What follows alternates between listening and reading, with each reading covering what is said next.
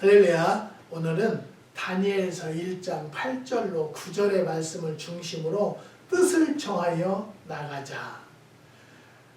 우리는요, 뜻을 정하자라는 것은 목표를 정하자라는 거예요. 그런데 이 사회 살면서 이 학생들, 자녀들에게 너는 나중에 커서 뭐가 되기를 원하냐? 아직 몰라요.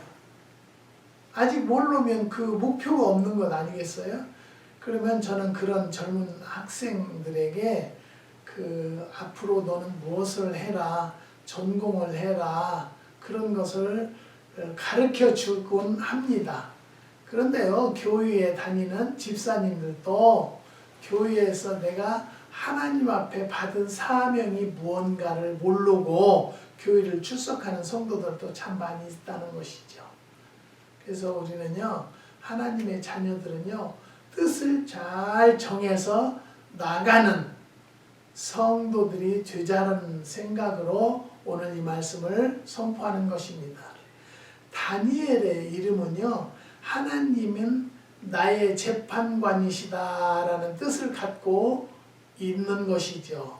그는 BC 605년에 바벨론 왕 느부갈네살이 에루살렘에 왕족과 귀족 몇 사람을 포로로 잡아갔는데 성경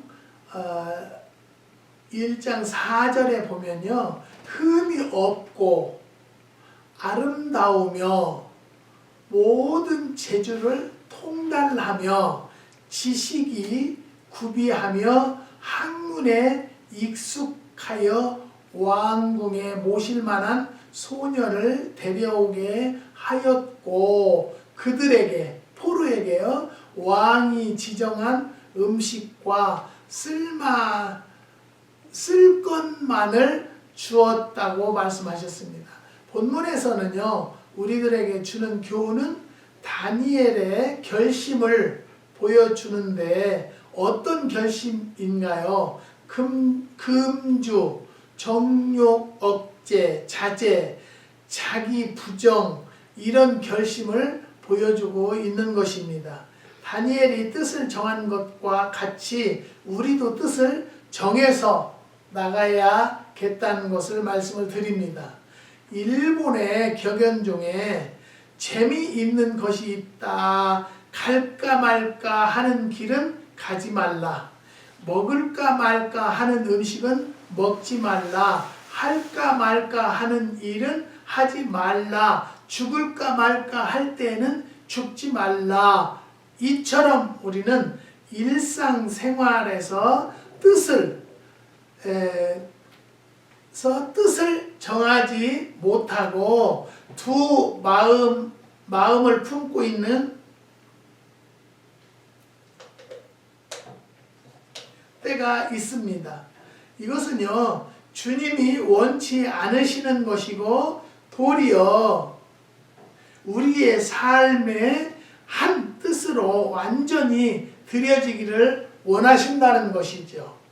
그러면 하나님을 섬기는 우리들은요, 어떤 뜻을 정해야 할까 알아보려고 합니다. 첫 번째는요, 확실한 방향을 정하자라는 것이죠. 하나님을 섬기는데 뜻을 정한 사람은요, 오직 한 길을 걷는 자가 되어야 한다는 것이죠. 진리와 생명 되신 길을 향한 끊임없는 전진만이 있을 수 있는 것입니다. 사도행전 2장 46절에 보면요, 날마다 마음을 같이하여 성전에 모이기를 힘쓰고 집에서 떡을 떼며 기쁨과 순전한 마음으로 음식을 먹고 라고 했습니다. 확실한 방향을 정해야 돼요. 우리들 후손들에게, 자녀들에게 너 앞으로 커서 뭐가 되려냐고 어려서부터 그 방향을 결정할 수 있는, 그 자기의 갈 길을 정할 수 있는 자녀들이 되어져야 한다는 거죠. 그러면 그것을 목표로 놓고 기도도 하고 공부도 하고 열심히 노력도 할 수 있다는 것 아니겠습니까? 그래서 분명히 우리 하나님의 백성들은요, 확실한 방향을 정해야 돼요. 여러분, 우리는 하나님을 믿는 자들은요 어디를 정했죠? 방향을요? 천국의 소망을 방향을 정하는 거예요. 그렇기 때문에 요동하지 않아요. 지금 죽어도 당신은 천국 갈 수 있어? 그럼 아멘이 얼른 나올 수 있어요.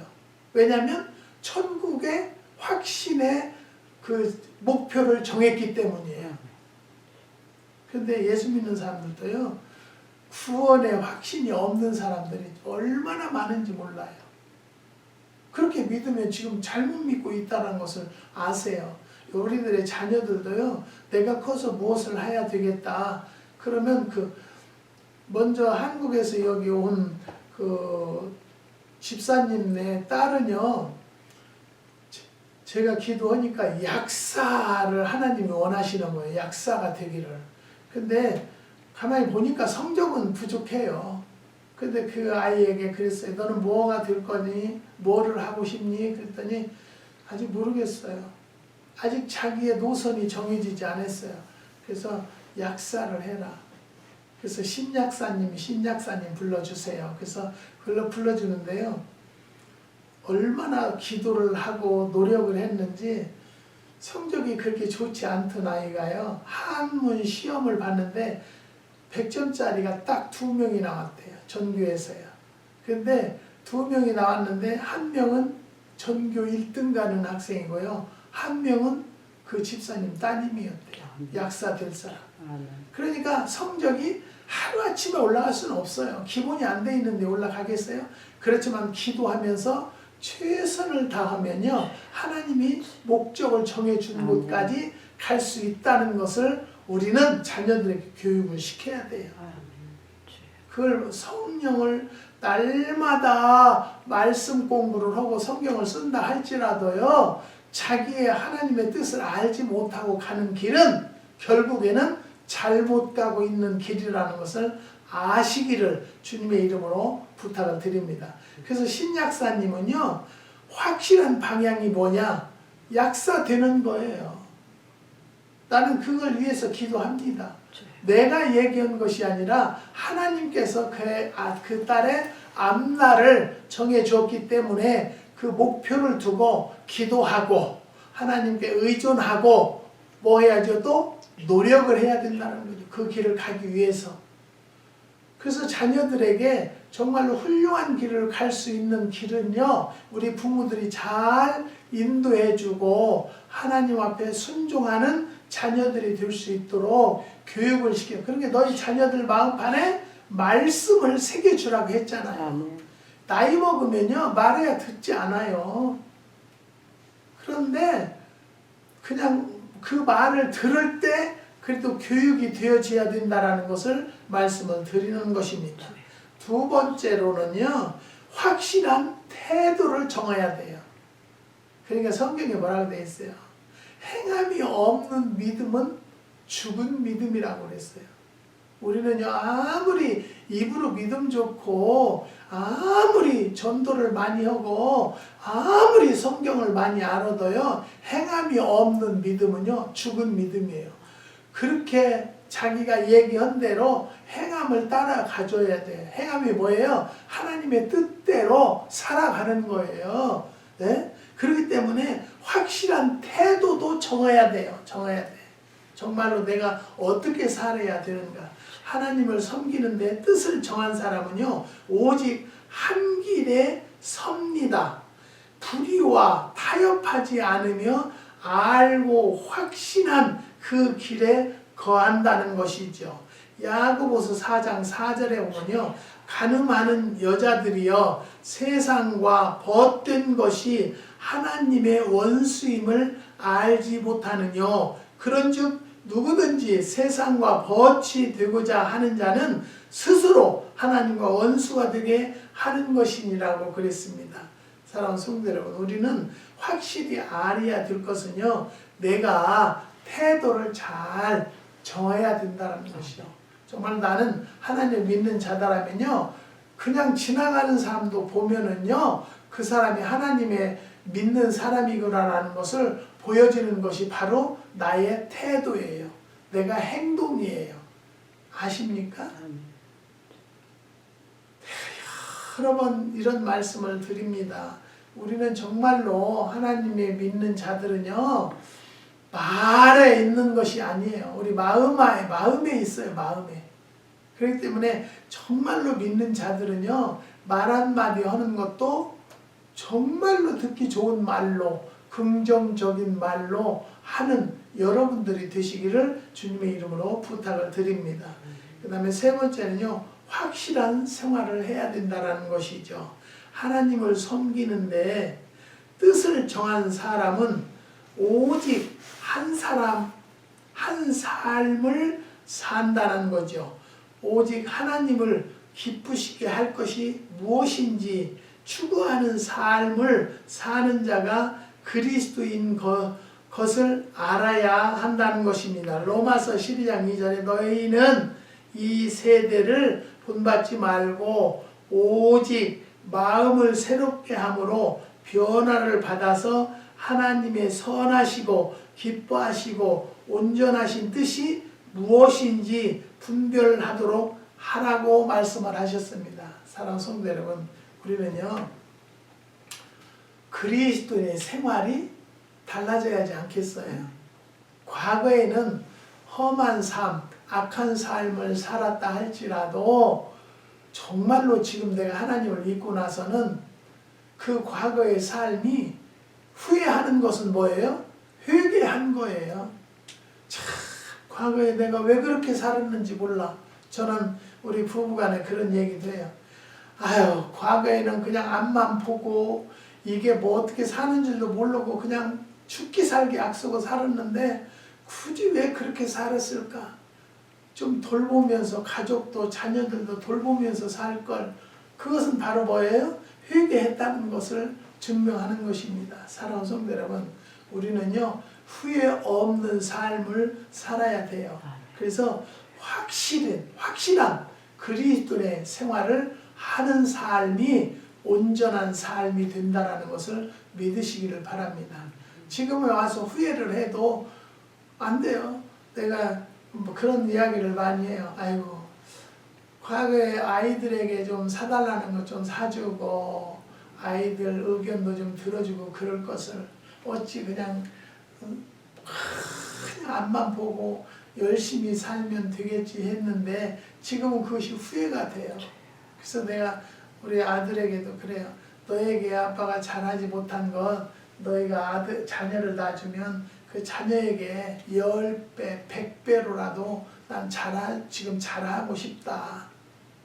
과거의 내 삶이 참 후회된다 라는 얘기를 한 적도 있습니다. 그래서 우리는 하나님을 믿는 자들은요, 확실한 생활을 해야 돼요.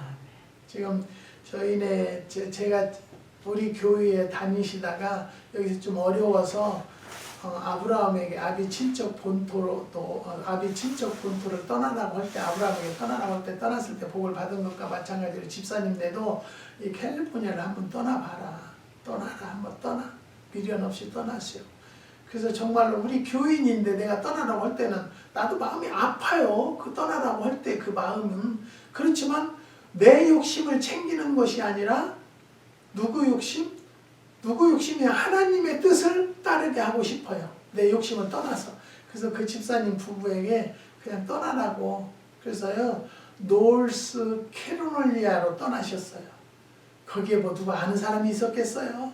근데 부인 집사님은 미용사인데요.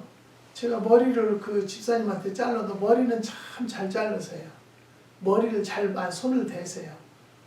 그리고 똑똑하세요. 그 집사님도. 그래서 거기를 떠나서 미용실을 다녔는데 어떻게 해서 미장원을 시작하게 돼서요.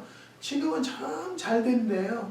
잘 되고 저희네도 지금도 끊임없이 기도는 해요. 기도하고 열심히 자녀들 셋을 위해서 기도하고 그 딸은 군인을 갔는데 미군 여군을 가서 결혼을 했대요. 그래서 이제 어제 전화 왔어요. 크리스마스 되면은 우리가 상처가 있어요. 딸이 간 날이기 때문에. 그래서 그것을 기억하기 위해서 좀 헌금도 아니고 부주도 아니고 그냥 좀 예물을 보내고 싶다고 그런 이야기를 하셨어요. 그래서 감사하다고. 그런데 그 딸이 이제 얼른 아기를 가졌으면 좋겠다고 했더니 너무 급하게 생각을 안 는다고. 예. 또 봐도 주고 싶지 않다고. 그래서 하나님의 때가 되면 생긴다고 나는 그렇게 이야기를 하고 싶어요. 사랑하는 성도 여러분, 우리는 하나님을 믿는다라면요, 정말로 이 세상에 보여지는 것이 달라지지 않겠는가를 말씀을 드리는 것입니다.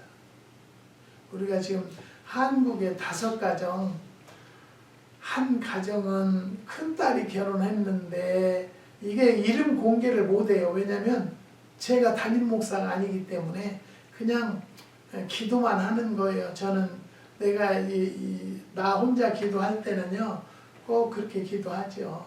이름을 대가면서 기도를 하지만 이런 공개석상에서는 일절 이름을 발표하지 않는데요. 큰딸이 결혼했는데 몇 년이 돼도 아이가 없어요. 그래서 그 아이에게, 그 따님에게 잉태 선물을 달라고 기도하고 있고요. 또 한 가정은 남편이 건축기사 자격증 시험을 공부하고 있대요. 근데 이번에 어떻게 됐냐고 그랬더니 아무리 떨어질 것 같아요. 그래서 저는 내가 요즘에 좀 일이 있어서 기도가 부족해서요, 기도 응답 얘기를 안 했어요. 근데 될 거예요. 왜냐면 하나님 앞에 기도하면서 하는 자녀들은요, 절대적으로 낙오하지 않게 해주시는 하나님이라는 것을 믿으시기 바랍니다.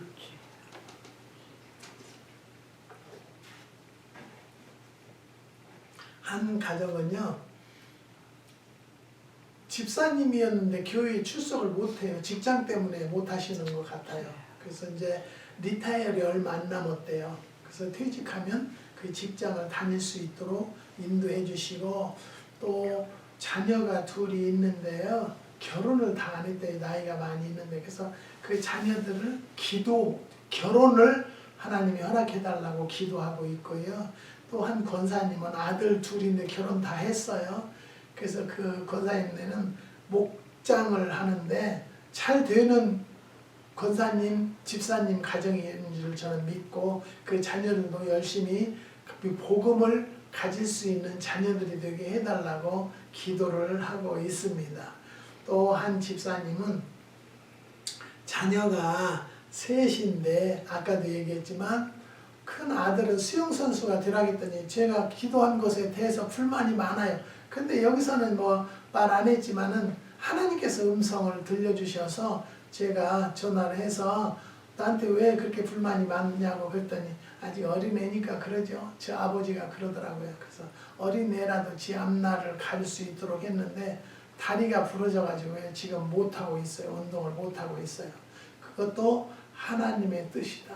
사랑하는 성도 여러분, 우리는요, 성령을 회방하는 죄는 짓지 않아야 되고요, 성령이 하는 일은 내 마음에 안 들어도 아멘으로 화답할 수 있는 믿음을 가져야 돼요. 그렇지는 안 돼요. 그리고 그 막내 아들은 얼마나 똑똑한지 박사가 될 거예요. 의학 박사가. 굉장히 지금도 똑똑해요. 근데 여기 오니까 막 여기 와서는 날마다 그 인터넷 그 프로그램만 보려고 하고 그러는 것을 내가 자세히 앉혀놓고 얘기를 했어요. 그렇게 하면 훌륭한 사람이 될 수가 없다. 하루에 30분만 인터넷을 봐라. 근데 그 한국에 가서도요, 30분 못 볼 때도 있고 30분 딱 보면 끝난대요. 들 애는요, 뭐죠? 떡잎부터 알아봐요. 들 아이는. 그 아이는 정말로 내가 그 부모들에게도 기도하시고 정말로 교육을 잘 시키십시오. 그래서 훌륭한 아이가 될 수 있도록, 훌륭한 박사가 될 수 있도록 기르십시오. 그랬어요. 사랑하는 성도들, 이번에는 또 한국에서요, 어느 집사님이 김장을 해가지고 김치를 보내줬는데요, 제가 기도가 부족했나요? 8일 만에 왔어요.